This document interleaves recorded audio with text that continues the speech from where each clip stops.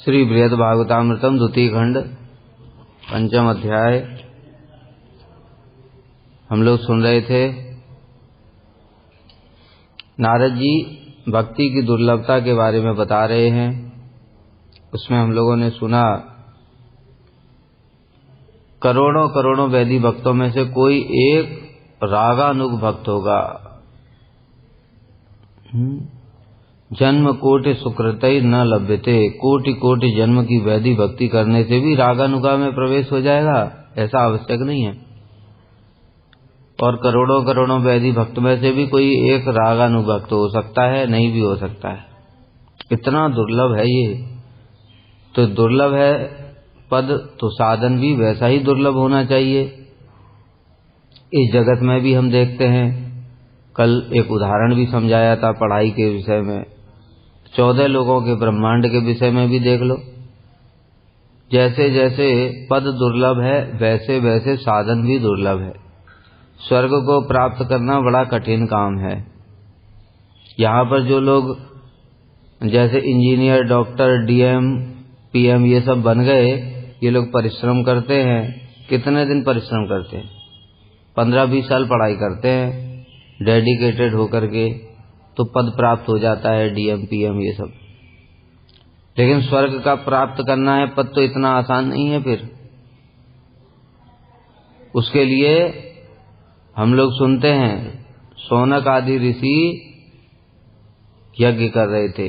1000 साल तक चलने वाला यज्ञ स्वर्ग की प्राप्ति के लिए। बताओ, आसान बात है क्या ये?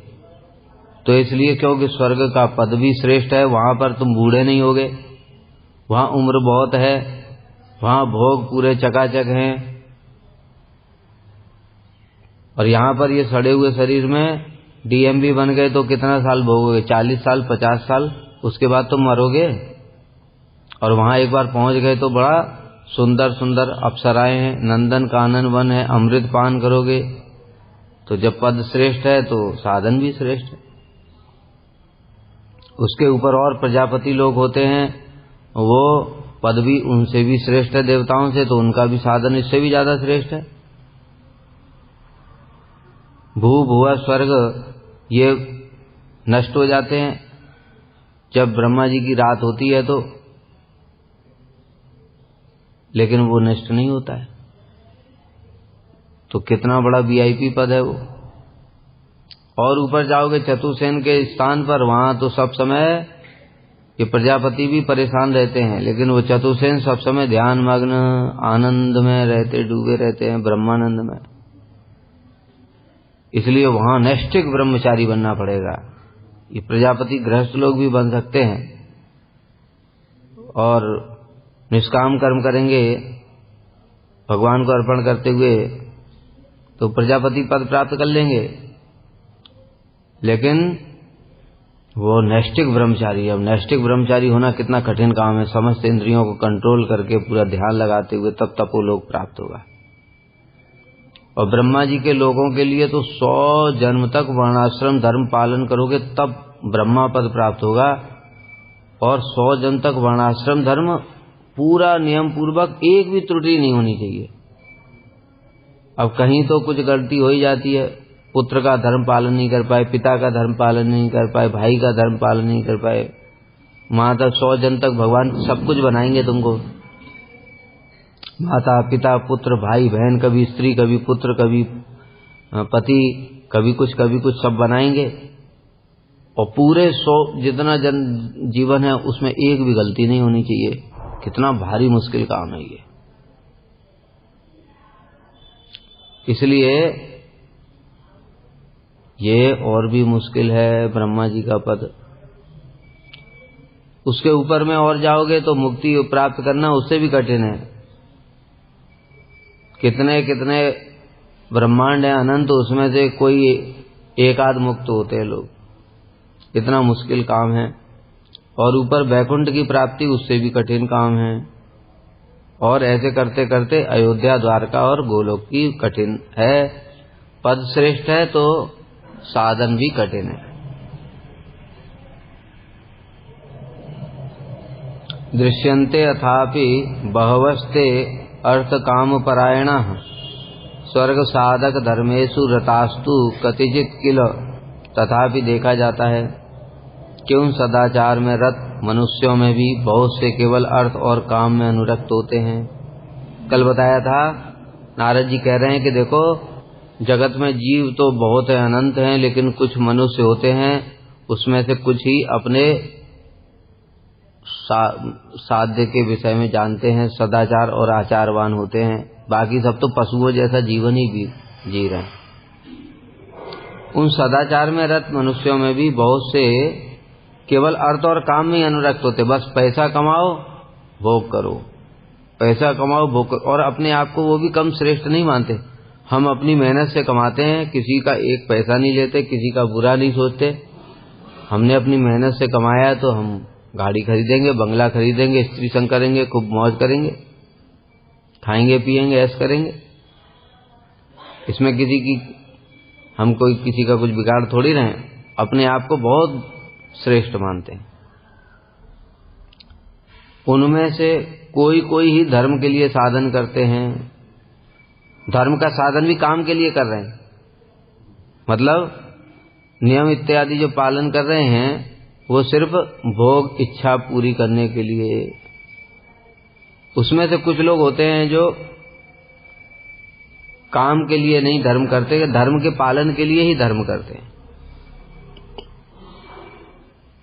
और वह धर्म भी प्रायः स्वर्ग की प्राप्ति के लिए होता है, इस जगत के काम के लिए भोग के लिए नहीं होता है। क्योंकि वो देख लेते हैं इस जगत में क्या ही भोग है, सड़ा हुआ शरीर है सबके, रोग व्याधि सब समय लगे रहते हैं, इसमें भोग क्या कर पाऊंगा मैं, इसलिए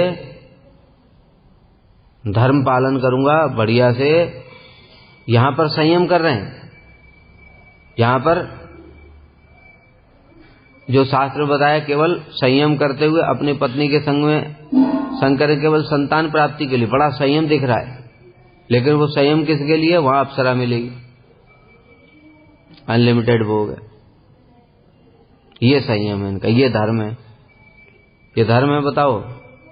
लेकिन फिर भी ये धर्म क्यों बोल दिया इसको, ये तो धर्म नहीं है, लेकिन फिर भी क्यों धर्म बोल दिया कि इनको शास्त्र के अनुसार इनका अधिकार निम्न है, तो यही करने, तो कम से कम शास्त्र की बात को तो मान रहे हैं, इसी को धर्म बोल दिया इस कारण से।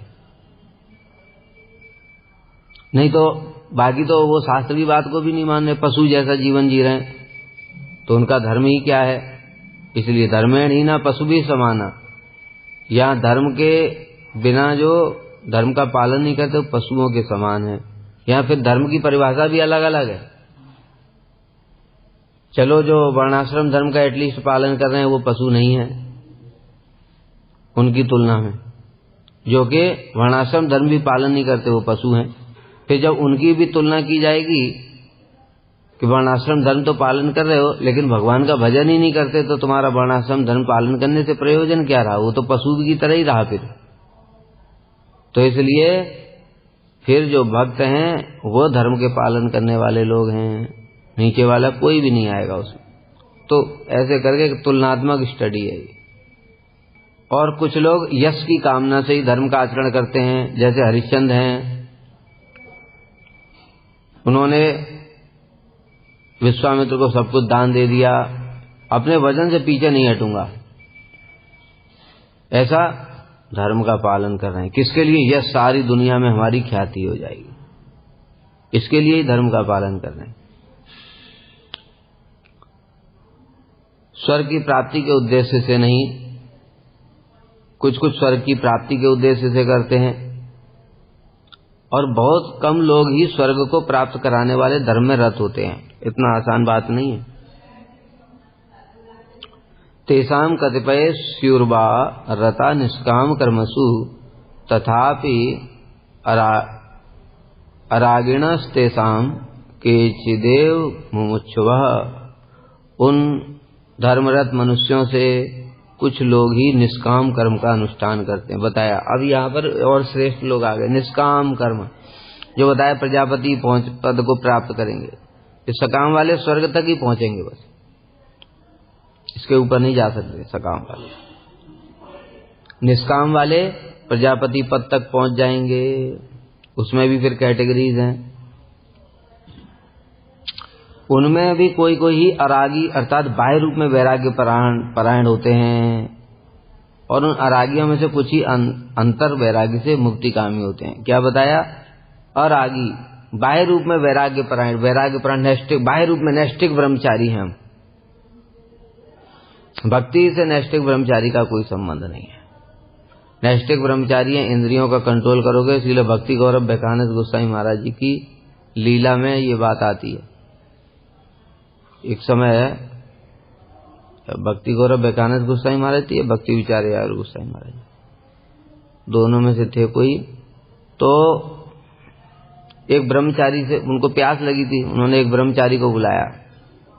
कहते हैं तुम मठ में क्यों आए हो? कहते हैं मैं ब्रह्मचर्य का पालन करने के लिए आया हूं। घर में रह करके ब्रह्मचर्य का पालन बहुत कठिन होता है, क्योंकि चारों तरफ स्त्रियां होती हैं। मठ में कोई दिक्कत नहीं है, यहाँ केवल ब्रह्मचारी होते हैं, इसलिए मैं ठीक से पालन कर सकता हूँ। कहते ठीक है जाओ। फिर इसलिए भक्ति विज्ञान भारती गोस्वामी महाराज जी को बुलाया। कहते भाई नरोत्तम ब्रह्मचारी, मेरे लिए गिलास पानी ले आओ। फिर उसको बताया ये जो ब्रह्मचारी है, इसके हाथ से मैंने पानी भी नहीं पिया। क्यों? क्योंकि ये तो ब्रह्मचर्य का पालन करने आया, इसे को भक्ति से कोई मतलब ही नहीं है। ये ब्रह्मचर्य का पालन तो शरीर के लिए है, तो शरीर से संबंध तुम क्रिया करोगे तो तुम भगवान के पास तो जा ही नहीं सकते। हाँ, तपलोक जरूर पहुंच जाओगे ब्रह्मचर्य का पालन करते हुए, नैष्ठिक ब्रह्मचारी। इसलिए यहां पर कह रहे हैं कि कोई कोई बाह्य रूप में वैराग्य परायण होते हैं। वैराग्य की परिभाषा बहुत ऊंची है। ये जो वैराग्य है ये शारीरिक वैराग्य है, और इस शारीरिक वैराग्य के फलस्वरूप शारीरिक ही तुमको फिर बाद में भोग मिलेगा। फायदा क्या रहा? तपलोक में पहुंच जाओगे, वहां पर कोई दुख नहीं, कष्ट नहीं है, तो आनंद है। बस सब समय ऐसे ध्यान में लगे रहो, तो उससे भगवान को क्या मिला? इसलिए इसको भक्ति नहीं कहते। फिर उसके बाद में ये हो गया शरीर संबंधी वैराग्य। फिर एक होता है भक्तों का वैराग्य, युक्त वैराग्य जिसको कहते हैं। युक्त वैराग्य में क्या करते हैं हम लोग? युक्त वैराग्य की क्या परिभाषा है? विषयों से अनासक्त होकर के, कृष्ण संबंधी जान करके उनको भोग करना। भोग क्या? ग्रहण करना। जैसे हम लोग प्रसाद कृष्ण संबंधी वस्तु जान करके उसको ग्रहण करते हैं। इतना बढ़िया मठ बना दिया करोड़ों रुपए का, और मुक्तिकामी इसको छोड़ करके चला जाएगा, कहेगा इसमें मुझे आसक्ति हो जाएगी। और हम लोग क्या कहेंगे? ये तो निर्गुण है। भगवान स्वयं कहते हैं वनम तु सात्विको वासो ग्रामो राजस उच्यते तामसम दूत सदनम मन निकेतम तु निर्गुणम। अरे हमारा सौभाग्य है, हम निर्गुण वास कर रहे हैं। इसको छोड़ करके कहाँ जाएंगे? इसको छोड़ करके मूर्ख लोग वहां जाते हैं, हिमालय में, गुफा में। अरे हिमालय और गुफा तो सात्विक है, ये तो निर्गुण है। निर्गुण को छोड़ करके सात्विक में जा रहा है, और माया से दूर जाना चाहता है, माया के गुण के अंदर में जाता है, और कह रहा है कि माया से दूर चला जाऊंगा मैं। इस प्रकार से ये है, तो ये मूर्ख हैं सब। इसलिए अनासक्त विषयान, जो भक्त लोग होते हैं उनका वैराग्य ऐसा होता है, विषयों में अनासक्त होकर के जितना आवश्यकता है शरीर के लिए उतना ग्रहण करना। वो भी कैसे? कृष्ण संबंधी जानकर। ये शरीर कृष्ण का है, इसलिए वस्त्रों से इसकी रक्षा करना पड़ेगा। ये शरीर कृष्ण का है, इसलिए इस महाप्रसाद ग्रहण करना पड़ेगा। इस प्रकार से भावना करते हुए, किंतु ये भी वैराग्य सही नहीं है। रघुनाथ दास गोस्वामी ने दिखाया, इससे भी काम नहीं चलेगा अभी। फिर शरीर के लिए कम से कम चेष्टा करने से वैराग्य होगा। भोगों का भी त्याग करना पड़ेगा, क्योंकि हमारा कृष्ण संबंधी जान करके ग्रहण तो कर रहे हैं, लेकिन हमारी बुद्धि तो भोग बुद्धि है, इसलिए वैराग्य नहीं हो रहा है। फिर भजन साधन बढ़ाते बढ़ाते वो अवस्था आ जाएगी जब शरीर की सुध बुद्धि नहीं रहेगी और चित्त कृष्ण में ही लगा रहेगा, पता ही नहीं चलेगा भूख लगी है, प्यास लगी है, सुगंध है, दुर्गंध है, गौर किशोर दास बाबा जी की तरह। वो वैराग्य है, वो वैराग्य की पराकाष्ठा है और उसकी परिभाषा भी अलग है। कृष्णे परम पुरुषे विशिष्ट राग इति वैराग्य। फिर छोड़ना और सोचना नहीं पड़ेगा, ये खाना है ये नहीं खाना है, ये सब नहीं सोचना पड़ेगा। वही वास्तव में यथार्थ वैराग्य है। अभी हम लोग वैराग्य के स्कूल में एडमिशन हुआ है और हम क्लास 1 में हैं और अभी हमको बहुत ऊपर जाना है, जहां पर कि जब पूरा क्लास कंप्लीट होगा तब उस समय और शरीर की चिंता ही नहीं रहेगी, तो वैराग्य करना ही नहीं पड़ेगा। क्योंकि जब तक वैराग्य कर रहे हैं तब तक बुद्धि का प्रयोग हो रहा है। वैराग्य स्वाभाविक है। जब कृष्ण में परम अनुराग हो जाएगा, गोपियों को भूख प्यास लगती नहीं है, दिन रात विरह में रहती, वही वैराग्य है। उनको शरीर के लिए कुछ सोचना नहीं पड़ता है, शरीर की कभी याद ही नहीं रहती है, यही वैराग्य है। तो फिलहाल यहाँ पर जो वैराग्य की बात हो रही है वो बाह्य रूप में वैराग्य, और उन बाह्य रूप में वैराग्य करने वालों में से कुछ ही अंतर वैराग्य जिससे युक्त मुक्ति कामी होते हैं। मतलब कुछ तो केवल ऐसे केवल शरीर को शोषण कर रहे हैं, कुछ बर्फ में बैठे हुए हैं, कुछ ठंड में बिल्कुल बिना कपड़े के बैठे हुए हैं, ये बाह्य वैराग्य। लेकिन मन में हलचल है। जैसे उदाहरण समझ सकते हैं हम विश्वामित्र जी का। और बाह्य रूप से तो वैराग्य कर रहे थे, आंख में बंद करके जंगल में चले गए, तपस्या में लग गए, बाह्य वैराग्य कर रहे थे, लेकिन भीतर तो मन में हलचल थी। लेकिन आंतरिक वैराग्य कुछ करते हैं वो मुक्तिकामी, वो सोचते हैं नहीं नहीं इसको मन से भी छोड़ना पड़ेगा, इन विषयों को। ये मैं शरीर से इतना ये कर रहा हूं वो भी प्रतिष्ठा के लिए है, इसलिए इसको भी छोड़ना पड़ेगा। वो सब कुछ छोड़ देगा, तब उसको जाके मुक्ति मिलेगी। इतना कठिन है मुक्ति। यद्यपि निष्काम कर्म में रत रहने से ही अरागित्व सिद्ध नहीं होता, तथापि साक्षात रूप में समस्त कामनाओं के त्याग में ही परम महाफल उत्पन्न होता है। क्या बता रहे हैं?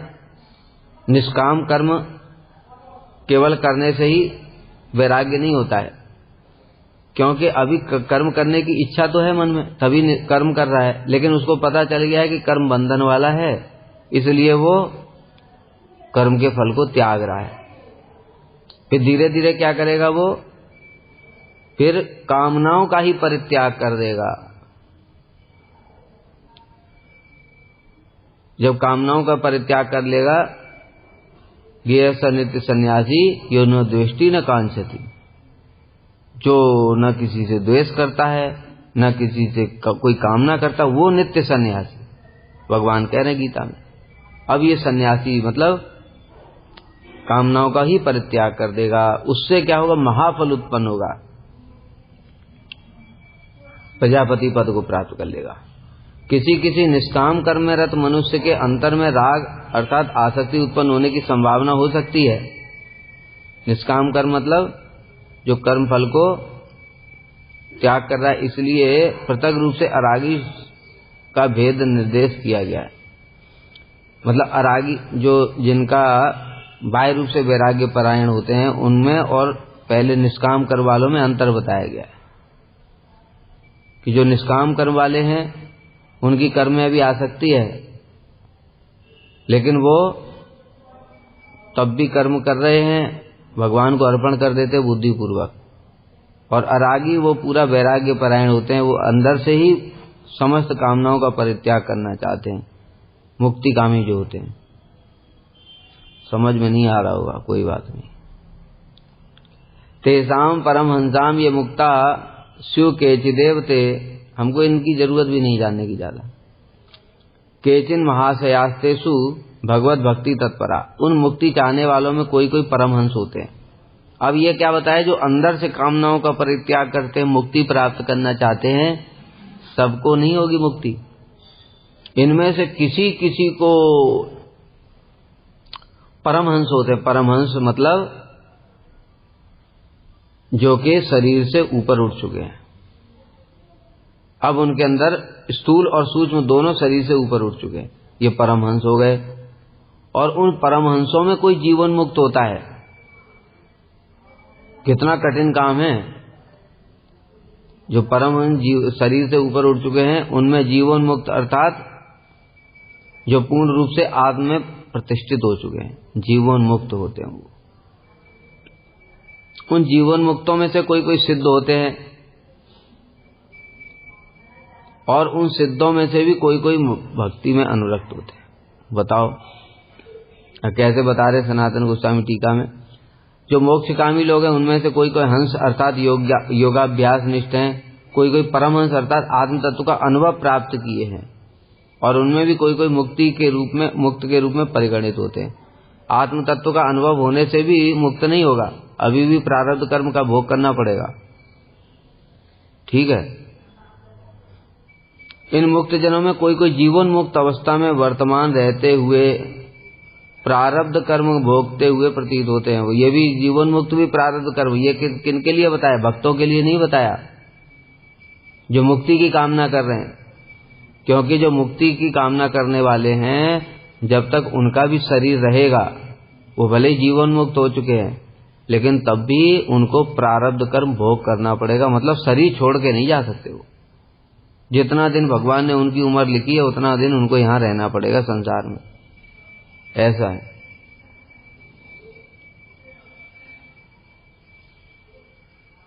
उन सिद्ध जनों में बताया था मुक्ता नाम पे सिद्धा नाम नारायण परायण सुदुर्लभ प्रशांतात्मा कोटिस्वपि महामुने। उन करोड़ों करोड़ों मुक्त जनों में से कोई एक भगवत भक्ति में अनुरक्त होते हैं, अर्थात वे भक्ति के अतिरिक्त अन्य कुछ इच्छा नहीं करते। जो भगवान कपिल देव ने बताया, सालोक्य साष्टी सारूप्य सामीप्य एकत्वम अप्युत दीयमानम न गृह्णन्ति विनाम सेवनम जना, कि मेरे जो भक्त लोग होते हैं सालोक्य साष्टी इत्यादि कुछ भी ग्रहण नहीं करते। भगवान की कृपा के बल से मोक्ष को तुच्छ मानते हैं। भगवान की कृपा जब होती है हृदय में तब उनको अनुभूति होती है कि भक्ति के आनंद के सामने ये जो मुक्ति का सुख है अत्यंत तुच्छ है। इसलिए बताया था भाव भक्ति की बात है। भाव भक्त के दो लक्षण होते हैं, एक मोक्ष लघुता करता है, एक सुदुर्लभ। मोक्ष लघुता करता है ये, भाव भक्ति आने से मोक्ष भी अत्यंत तुच्छ होता है। क्यों? इसमें और वो जो जीवन मुक्तता इसमें क्या अंतर है बताओ? ये भी जीवन मुक्त है और वो भी जीवन मुक्त है। सेवा सुख का आनंद नहीं मिला है। इसमें कृष्ण के रूप गुण लीला नाम इत्यादि की स्फूर्ति हो गई है। जब कृष्ण का सौंदर्य एक बार दर्शन कर लेगा और वो वाला जीवन मुक्त तो बस आत्म तत्व को जान गया है और आत्मा और ब्रह्म, बस ब्रह्म का अंश आत्मा और बस यही सब सोच, आत्मा और ब्रह्म, आत्मा और ब्रह्म बस। अब ब्रह्म का क्या सुख अनुभव करेगा वो? ब्रह्म का कोई सुख ही नहीं है। ब्रह्म तो ज्योति है। वो किस चीज को सुख मानते हैं इसको समझो। सूक्ष्म और स्थूल शरीर से ऊपर उठ गए, आत्मा में भी आनंद है। वो आत्मानंद की, इसी को बोला ब्रह्मानंद की अनुभूति करते। आत्मा में भी तो आनंद है। आत्मा भगवान का अंश है ना, सच्चिदानंद का अंश है, सच्चिदानंद है वो भी, लेकिन वो कण है तो इसलिए उसका जो कण आनंद है वो भी सूक्ष्म और स्थूल आनंद से बहुत ऊपर होता है। क्योंकि सूक्ष्म और स्थूल आनंद ये होते हैं जड़, टेम्परेरी। लेकिन वो सब समय अगर आत्मा के आनंद में डूब गया तो उसको सब समय बड़ा आनंद होता है और उसी को वो परम सुख मानता है। क्योंकि ऐसा इस जगत में नहीं है, वो गलत भी नहीं मान रहा है। इस जगत में ऐसा सुख नहीं हो सकता है जैसा आत्मा में सुख है, क्योंकि आत्मा का सुख नित्य है, अब उसमें प्रतिष्ठित हो गया है, इसलिए उसको बहुत आनंद होता है। अब लेकिन ये आत्मा का आनंद है कण, और ब्रह्मानंद जो है वो भी ऐसा ही है, क्योंकि वो उसमें कुछ न रूप है, न गुण है, न लीला है, न क्रिया, कुछ है ही नहीं, निर्विशेष है, निर्विकार है, निशक्तिक है। अब जो भक्त होता है वो भक्त आत्मा का आनंद अनुभव नहीं करता है, भक्त भगवान का आनंद अनुभव करता है। और जो भगवान के अंदर में जो आनंद है वो है अनंत, वो अनंत है, वो समुद्र है, महासागर। इसने एक बूंद ही पी थी अमृत की और किसी को महासागर मिल गया। अब बताओ कितना अंतर है। इसलिए जो शास्त्र में बताया थे, ब्रह्मानंदो भवेदे चेत परार्थ गुणी कृता नैते भक्त सुकाम्बुदे परमाणु तुलाम पी। इसको समझो कैसे ऐसा क्यों बोला गया, रूट कॉज क्या है इसका। ब्रह्मानंदो भवेदेश, ब्रह्मानंद तुमने प्राप्त किया कैसे, वो आत्मा का ही तो आनंद था। क्योंकि ब्रह्म तो जब निराकार निर्विकार निशक्तिक ये सब है तो उसमें आनंद कहाँ है फिर। आनंद तो किसी वस्तु में होता है, उसको तो वो वस्तु मानते ही नहीं है, वो तो ज्योति मानते हैं। उसमें क्या आनंद है, वो अपनी आत्मा में ही रमण करने लगते हैं, वो आत्म सुख को अनुभव करते हैं, इसलिए उसी को ब्रह्मानंद मान लीजिए। और उनका बताए मन बुद्धि ये सब जड़ता खत्म हो जाती है और उसमें मन जाता नहीं है, कहीं स्थिर हो जाता है, आत्मा में स्थिर रहता है, वो सब समय उसी आत्मानंद को अनुभव करते रहते हैं। और वो नित्य भी है क्योंकि आत्मा का है। इसलिए ब्रह्मानंदो भवेदेश, ये जो ब्रह्मानंद का ये अनुभव किया इन्होंने, नैत भक्ति सुखाम्बोधे परमाणु तुला में, भक्ति सुख के परमाणु के समान भी नहीं हो सकता ये, परमाणु के समान। क्यों? क्योंकि जो भक्ति सुख है वो कृष्ण से आ रहा है, अब कृष्ण से जो आनंद आ रहा है वो कितना है, उसको तो कोई सीमा ही नहीं है, वो तो असीम है। इसलिए एक असीम बताया, एक अनंत जो महासागर है और एक बिंदु है, उसकी तुलना कैसे करोगे तुम। इसलिए ऐसा बोला गया, इस बात को समझो। इसलिए यहां पर जो कह रहे हैं कि ये मुक्ति चाहने वालों में से फिर कोई कोई एक भक्ति जानता है, उसको प्राप्त करना चाहता है, भक्ति के अलावा और कुछ भी इच्छा नहीं करते। इसका कारण है कि वे महाशय अर्थात सूक्ष्म बुद्धि युक्त या गंभीर अभिप्राय युक्त हैं और भगवान की कृपा के बल से मोक्ष को तुच्छ मानते हैं। इनके ऊपर भगवान की कृपा हुई है। अब भगवान कृपा क्यों करेंगे, ये भी बात होती है। देखो, भगवान भी जीव को स्वतंत्रता दी है, भगवान जीव की स्वतंत्रता में कभी हस्तक्षेप नहीं करते। अगर तुम सोच रहे हो मैं मुक्ति में चला जाऊं, तो भगवान तुमको कभी नहीं कहेंगे कि नहीं नहीं तुम मेरे पास आ जाओ। लेकिन जो कहेगा कि मुक्ति भी कैसे मिल सकती है, जो बताए ना कि ये बड़े सूक्ष्म बुद्धि युक्त, सूक्ष्म बुद्धि युक्त किसको कहते हैं, वो ये सोचेगा कि मैं तो एक तुच्छ जीव हूं, मुझे माया ने पकड़ा, इसलिए मैं यहां पर भटक रहा हूं। अब मैं अपने बल से माया से मुक्त कैसे हो सकता हूं। मेरे अंदर अगर बल ही होता तो मैं पहली बारी माया मुझे क्यों पकड़ लेती। इसका मतलब मैं बलहीन हूं, तो मुझे बल चाहिए जो माया से भी श्रेष्ठ हो। अगर यहां ब्रह्मांड से भी निकलना है तो मुझे बल चाहिए जो माया से भी श्रेष्ठ हो। और माया से श्रेष्ठ बल किसका है, इस ब्रह्मांड में तो किसी का नहीं हो सकता है, क्योंकि इस ब्रह्मांड में तो सारे माया के अधीन है। इसलिए वो समझ जाता है मायापति भगवान जो कह रहे हैं मामेव ये प्रपद्यन्ते मायामेताम तरन्ते थे, इसलिए वो भगवान का आश्रय ले लेते। इस जगत से बाहर जाना है तो भी भगवान का आश्रय ले लेते, तो भगवान उनके ऊपर कृपा कर देते। चलो ठीक है, मेरा आश्रय लिया है तो मैं इसको कृपा करूंगा, इसको भक्ति के बारे में समझा दूंगा। फिर वो उसको साधु के पास भेज देते हैं।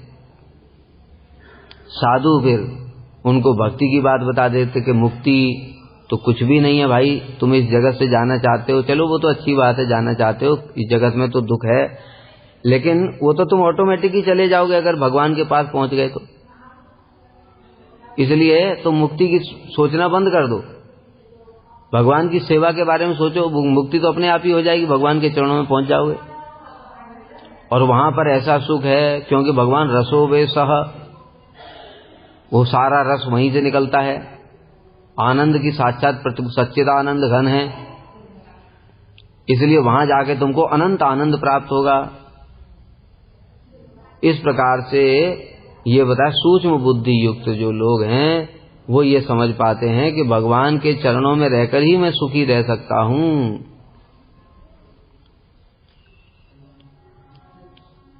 अथवा भक्ति रस के एकांतिक लंपट होने के कारण वे महाशय हैं। उनको महाशय क्यों बोला? क्योंकि वो भक्ति रस को प्राप्त करना चाहते हैं। श्री परीक्षित महाराज ने भागवत में कहा है, जो हमने बताई दिया, रजोभी समसंख्याता, ये 3 श्लोक की व्याख्या। संसार में जितने धूल के कण हैं उतने प्राणी हैं, उनमें से कुछ प्राणी मनुष्य धर्म का आचरण करते हैं, धर्म परायणों में भी कुछ लोग मुक्तिकामी होते हैं, और मुक्तिकामियों में से भी कोई कोई एक मुक्त होता है, और करोड़ों मुक्तों में से कोई एक प्रशांत आत्मा जो होता है वह नारायण परायण होता है। अतः प्रशांत आत्मा द्वारा नारायण में अनुरक्त जनों के स्वरूप का निर्देश मात्र हुआ है, अर्थात उनका सर्वदा संपूर्ण रूप से शांतिमय स्वभाव होता है। इनका स्वभाव प्रशांत हो जाता है, प्रकृष्ट रूपेण शांत। क्यों? क्योंकि इनके अंदर मुक्ति की भी कामना नहीं है। जब तक कोई भी कामना रहेगी तब तक चित्त शांत नहीं रह सकता, क्योंकि मुक्ति की कामना भी है, तो तुमको मुक्ति की कामना में भी ये रहेगा, अरे अभी तक मुझे मुक्ति नहीं मिली, कैसे मिलेगी, क्या करूं, तब भी चित्त चंचल रहेगा। तो भक्ति की कामना वालों को चित्त चंचल क्यों नहीं रहेगा? उनको भी तो अभी भक्ति नहीं मिली, वो भी तो सोच रहे क्या करूं, बताओ। क्योंकि देखो, जब तक मुक्ति नहीं मिल जाएगी तब तक उसको यहां ब्रह्मांड से बाहर भी नहीं जा सकता है, और दूसरी बात जो आत्मानंद है उसको जो ब्रह्म में लीन होने की कामना करता है वो भी संभव नहीं है। ठीक है, उसकी इच्छा क्या रहती? ब्रह्म में लीन हो जाऊं। जब तक यहां से मुक्त नहीं होगा शरीर से तब तक ब्रह्म में लीन नहीं हो सकता है, और तब तक चित्त चंचल ही रहेगा। लेकिन जो भक्त लोग होते हैं वो सेवा चाहते हैं, वो शरीर में बद्ध अवस्था में भी तो सेवा कर रहे हैं। हम मान लो बद्ध ही हैं लेकिन हमको सेवा तो कर रहे हैं। हमको होता नहीं है मैं ठाकुर जी की ये श्रृंगार करता हूं, मैं ठाकुर जी के लिए रसोई बनाता हूं, मैं ठाकुर जी के लिए बर्तन मांजता हूं, तो उनका तो अभिमान अभी से आ गया। भले ही वो बद्ध ही हैं, लेकिन वो जो चीज चाहते थे तो वो तो बद्ध अवस्था में ही मिल गई उनको। अब ये अलग बात है कि वो सेवा का भी आरोप कर रहे हैं, धीरे धीरे वो चित्त शुद्ध होगा उनका। अगर ऐसे ही करते रहे धीरे धीरे चित्त शुद्ध हो जाएगा, लेकिन वो अभिमान तो शुरू हो गया ना, मैं ठाकुर जी की सेवा कर रहा हूं। करते करते करते रुचि आसक्ति में पहुंच जाएंगे तो उनका अभिमान भी धीरे धीरे शुद्ध होकर के भाव अवस्था में पहुंचा देगा। मैं ठाकुर जी का नित्य दास हूं, ठाकुर जी की सेवा ही मेरा एक धर्म है एकमात्र। अब वो जब बद्ध अवस्था में थे तब भी सेवा मिल रही है, अब मुक्त हो गए जीवन मुक्त तब भी उनको सेवा मिल रही है, तो उनको तो सब समय ही सेवा मिल रही है। तो चित्त चंचल क्यों रहेगा? चंचल तब रहता है जब कामना हो रही है, पूरी भी नहीं हो रही है। उनकी जो कामना हो रही है वो भी पूरी हो रही है, क्योंकि ठाकुर जी तो विग्रह रूप में विराजमान नहीं है, हम हरि नाम कर रहे हैं, ये भी तो सेवा है। लेकिन अब वो कैसे मान लेंगे कि मैं मुक्त हो गया जब तक लीन नहीं हो जाते शरीर में? उनका अभिमान रहेगा ही रहेगा, यार मैं तो शरीर में ही फंसा हूं अभी, तो चित्त चंचल ही रहेगा। इसलिए भक्तों का चित्त चंचल नहीं होता है, उनको प्रशांत कहा गया है। और यहां तो विशेष रूप से जो सिद्ध हैं उनको तो सेवा प्राप्त हो जाती है, वही जगत में रहें तो भी मानसिक सेवा कर लेते हैं। लेकिन ज्ञानी लोग मानसिक लीन कैसे होंगे बताओ? ये लीन तो मानसिक नहीं हो सकते ना। लीन के लिए तो इस शरीर को छोड़ के ही जाना पड़ेगा, इसलिए ये लोग कभी भी प्रशांत नहीं रह सकते। श्री मन मदन गोपाल पाद पद्मैक सौहृदय रतात्मानो हि नितराम दुर्लभास्तेष्वपि ध्रुवम। तथा भगवान की भक्ति में अनुरक्त महात्माओं में भी मदन गोपाल के चरण कमलों के प्रति एकांतिक प्रीति युक्त भक्त अत्यंत दुर्लभ है। अब यहाँ पे कृष्ण भक्ति की दुर्लभता बता रहे कि देखो भगवान का भक्ति ही इतना दुर्लभ है, नारायण का भक्ति भी प्रशांत आत्मा सुदुर्लभ कोटिस्वपे महामुनि, सिद्धों में भी मुक्तानाम सिद्धानाम, जो मुक्त और सिद्ध हैं ऐसे करोड़ों में से तो कोई एक नारायण का भक्त होता है।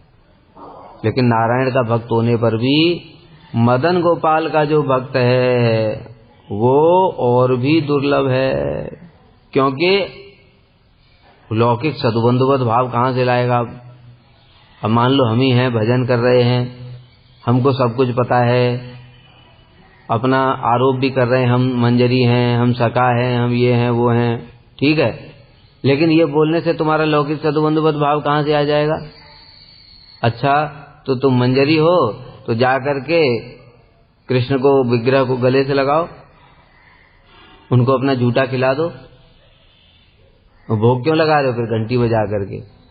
अरे इसमें से निकाल लिया तुमने, ठाकुर जी को भोग नहीं लगेगा, दूसरा बनाओ। तो सखा तो पूरा जूठा खिला देते हैं। अब ये भाव कहाँ से आएगा, ये तो कहीं से नहीं आ सकता किसी प्रकार से भी। हमारे अंदर ऐश्वर्य भाव ही बना रहेगा, भगवान सर्वशक्तिमान है, थोड़ा भी रोग हुआ प्रभु रोग दूर कर दो। ब्रजवासी ने तो ऐसा नहीं बोला मेरा रोग दूर कर दें कृष्ण। तो हमारे अंदर ये भावना है कि ये भगवान है तभी तो रोग दूर करेंगे, उनके अंदर भावना ही नहीं, रोग दूर क्या करेंगे। जो कभी कभी कृष्ण कुछ कर देते हैं तो ब्रजवासी लोग सोचते हैं बाबा तुम्हारा बेटा तो भगवान है। कहते कैसे कैसे इसने हमारी इंद्र से रक्षा करी, गोवर्धन उठाया। कहते तुम भी कैसी बात करते हो, अरे ये अपनी रक्षा नहीं कर सकता, ये तो हमारी रक्षा क्या करेगा, ये तो अपनी रक्षा नहीं कर सकता है। मैया से खुद बोलता है, मैया इसको नहलाती है, मैया इसको खिलाती है, नहीं करेगा तो खुद नहीं कर पाता कुछ भी। ये जो अपना काम खुद नहीं कर पा रहा है वो हमारी क्या रक्षा करेगा। तो फिर ये जो देखा, ये तो नारायण आ जाते इसमें, नारायण का आवेश होता है। अब बताओ ऐसा जब मान रहे हैं तो फिर वो क्या उनसे मांगेंगे कि कृष्ण तो हमारे लिए ये कर दो वो कर दो, वो तो भगवान ही नहीं मानते। लेकिन हम उनको भगवान मानते हैं, इसलिए तो सब प्रार्थनाएं कर रहे हैं प्रभु ऐसा हो जाए, प्रभु वैसा हो जाए, मैं कब तक और तड़पता रहूंगा, कब तक कष्ट भोगूंगा, मेरा प्रारब्ध कब कटेगा। अब ये सब ऐश्वर्य भाव है। अब इसको तुम कैसे हटाओगे अपनी बुद्धि से, जरा सोचो जरा। कितना भी कोशिश कर लो, कितना भी माला घुमा लो, ये बड़ा भारी मुश्किल काम है। इसलिए कह रहे हैं मदन गोपाल के चरण कमलों के प्रति एकांतिक भक्त भारी दुर्लभ है, प्रीति भक्त अत्यंत दुर्लभ है, ऐसा मेरा दृढ़ निश्चय। दृढ़ निश्चय क्यों बोला, ध्रुवम शब्द प्रयोग इसलिए हुआ है, ध्रुवम मतलब अटल सत्य है ये। और कह भी कौन रहे हैं, नारद जी, कोई साधारण व्यक्ति नहीं कह रहा, ये नारद जी कह रहे हैं स्वयं। एक तो नारद जी भगवान के परम भक्त, और वो भगवान के अवतार भी कहे गए हैं, वो स्वयं ही ये बात कह रहे हैं। इसलिए इसमें कोई संशय की कोई बात ही नहीं है। इसलिए ब्रज भक्ति बहुत कठिन है। गुरु जी भी यही बात कहते हैं, भक्ति बहुत आसान है। कैसे, कथा में बैठे हैं, बैठ के सो रहे हैं, इसमें क्या कठिन है, इतना आसान है। कीर्तन चल रहा है बढ़िया, वो करताल झंप कांसर भांसर सब बज रहा है, पूरा कान को एकदम कर्णोत्सव हो रहा है, कानों के लिए उत्सव, वाह आनंद आ रहा है पूरा एकदम से। और जब हरि बोल करके कूदते हैं तो वाह, पूरा एक्सरसाइज भी हो जाती है और सब कुछ हो जाता है। आनंद इतना आता है क्योंकि संसार में तो नाच लेते थे बीच बीच में, पार्टी वार्टी में जाते थे, शादी वादी में नाच लेते, यहाँ नाचने को नहीं मिलता है, तो वो इच्छाएं भी पूरी हो जाती हैं। जब कुछ उत्सव आता है तो कूद कूद करके नाचते जम के, तो इसमें क्या कठिन है। ऐसे करके भक्ति, ये भक्ति नहीं है, ये भोग है। लेकिन फिर भी भक्ति भी आसान है, क्योंकि उसमें कुछ ज्यादा ऐसा तन की मन की चेष्टा करनी नहीं है। तुम हरि नाम करते रहो अपना धीरे धीरे। किसी भी अवस्था में बेड पे खटिया पे पड़े हुए भी, खटिया पे पड़े होकर के कर्म नहीं कर सकता आदमी। जो बीमार पड़ा हुआ है खटिया पे उसको बोलो यज्ञ करो, अरे यज्ञ क्या करो, यज्ञ तक पहुंच भी नहीं सकता है, लेकिन हरि नाम पड़े पड़े भी कर सकता है, फल भी उतना ही है। अजामिल तो मरणासन था, फिर भी उसका हरि नाम हो गया, फिर वो हरिद्वार चला गया, उसमें क्या कठिन किया उसने काम, कौन सा उल्टा लटक के तपस्या की। नीचे आग जला करके तपस्या करते लोग, नीचे आग लगा लेंगे फिर उल्टा लटक जाएंगे, ऐसे तपस्या करते। ऐसा तो भक्ति में कुछ नहीं करना है। इसलिए तो सरल है, किंतु ये भाव लाना लौकिक सदुबंधुवत भाव ये अपने हाथ में नहीं है, इसलिए बहुत कठिन हो जाता है। फिर ये किसी ऐसे महाजन की कृपा से, जिनके अंदर में वो है, ऐसे महाजन की कृपा से ही वो भाव प्राप्त हो सकता है। इसलिए मदन गोपाल की भक्ति बड़ी कठिन है। श्रीमद् भागवत में परीक्षित महाराज ने सुखदेव गोस्वामी से पूछा, पापाचारी और समस्त जगत को पीड़ा देने वाले उस वृत्तासुर का चित्त घोर संग्राम के समय भी किस प्रकार कृष्ण के प्रति दृढ़ भक्ति योग में आसक्त था। कितनी बड़ी बात है। अभी बताए ना, मुक्तिकामी है जो मुक्तिकामी, उसको अभी ऐसे युद्ध में भेज दो, अब उसके अंदर में आत्मधर्म का रहेगा कुछ? युद्ध करते हुए या तो युद्ध करेगा या तो आत्मधर्म की बात करेगा, दोनों तो एक हो नहीं सकता। लेकिन भक्तों की चित्तवृत्ति देखो, युद्ध जैसे स्थान पर जो महाघोर तामसिक है, उस घोर तामसिक स्थान में कह रहे हैं, अहम हरे तव पादैक मूल दासानुदासो भविता से भूया। अरे इंद्र सामने खड़ा हुआ है वज्र लेकर के, और वृत्रासुर कह रहे हैं, मैं तो भगवान के चरणों के दासों का दास बनना चाहता हूं। मेरा मन सब समय भगवान के चरणों में लगा रहे, मेरी जीवा सब समय भगवान की गुण कीर्तन करती रहे, मैं शरीर से सब समय भगवान की सेवा करता रहूं। इंद्र भी सुन करके हैरान रह गया, क्या बोल रहा है ये, अब इसको मारूं कैसे, ये तो भगवान की महिमा गा रहा है। एक बार पहले ही तो मार दिया था विश्वरूप को, तो ब्रह्म हत्या ने पीछा नहीं छोड़ा था, और ये तो उससे भी बड़ा लग रहा है, क्योंकि विश्वरूप तो भगवान का ऐसी स्तुति नहीं कर रहा था, वो तो यज्ञ कर रहा था, वो भी देवताओं के लिए, और उसका काट दिया गला। ये तो स्तुतियां कर रहा है। इसलिए इंद्र और भी भयभीत हो गया, अभी क्या करूं, पहले तो कोई मारने का भी कोई ऑप्शन भी था, और वो भी कैसी स्थिति में, जब इंद्र का वज्र गिरा पड़ा था, वृत्रासुर ने मार करके इंद्र का वज्र गिरा दिया था, और वृत्रासुर कह रहे, अरे उठा, डरता क्यों है, हार जीत तो लगी रहती है, कभी हार भी होती है, कभी जीत भी लगी है, इसलिए उठा, मेरा वध कर। और फिर ऐसे स्तुतियां शुरू कर दी। अभी तो इंद्र भयभीत हो गया, इंद्र पूरा भयभीत हो गया। ममोत्तम श्लोक जनेषु सख्यम संसार चक्रे तन मायात्म ना कृष्ण, ऐसे ऐसे स्तुतियां शुरू कर दी वृत्रासुर ने। ऐसा कैसे संभव है, देखो कृष्ण भक्त का चित्त कैसे प्रशांत होता है। युद्ध जैसी स्थान पर भी कोई शांत रह सकता है क्या, जहां पर तुमको मारने के लिए खड़ा हो, लेकिन चित्त भगवान के चरणों में लगा हुआ है, इसलिए वज्र सामने रखा है, इंद्र सामने खड़ा हुआ है, युद्ध का स्थान है, फिर भी स्तुति कर रहे हैं। क्या अद्भुत भक्ति की महिमा है भाई, ऐसा कहां पर देखने को मिलता है। तब भी इन लोगों की बुद्धि में समझ में नहीं आ सकता ये, क्योंकि इनकी बुद्धि हर ली गई है। जो मुक्तिगामी हैं उनकी बुद्धि माया द्वारा हर ली गई, वो सोच रहे हैं माया से ऊपर उठ गए, क्योंकि उनको ये सब समझ नहीं आएगा। कोई भी निरपेक्ष विचार करे, ऐसी बुद्धि कैसे संभव है, जहां पर हमको मारने के लिए भरत महाराज को यूप कास्ट में लगा दिया, गला काटने के लिए लकड़ी में फंसा दिया, बस एक तलवार ही मारनी ऊपर से, निर्विकार एकदम शांत, बिल्कुल भगवान का स्मरण कर रहे हैं, भगवान का स्मरण कर रहे। देखो वो तो शांत है, लेकिन देवी अशांत हो गई। जिस देवी को बलि दे रहे थे वो अशांत हो गई, और प्रकट होकर के उनको ही काट दिया था उसी खड़क से, जो बलि दे रहे थे। सोचने वाली बात। और भरत महाराज निर्विकार, कैसे संभव है ऐसे। इसलिए कह रहे हैं कृष्ण भक्त निष्काम, मतलब गला काटने वाले हैं तब भी शांत है, तो और उससे ज्यादा और क्या होगा, फिर तो अशांति का कोई कारण ही नहीं बनता है। मृत्यु तो सबसे बड़ी चीज है, जब प्राण संकट में आते हैं तो सब चिल्लाने लगते हैं, और भक्त लोग प्राण सामने संकट में उपस्थित रहने, मृत्यु का समय रहने पर भी भगवान के ध्यान में लगे हुए। इसलिए कह रहे हैं कि ऐसे मदन गोपाल के चरण कमलों के प्रति एकांतिक प्रीति युक्त भक्त अत्यंत दुर्लभ है।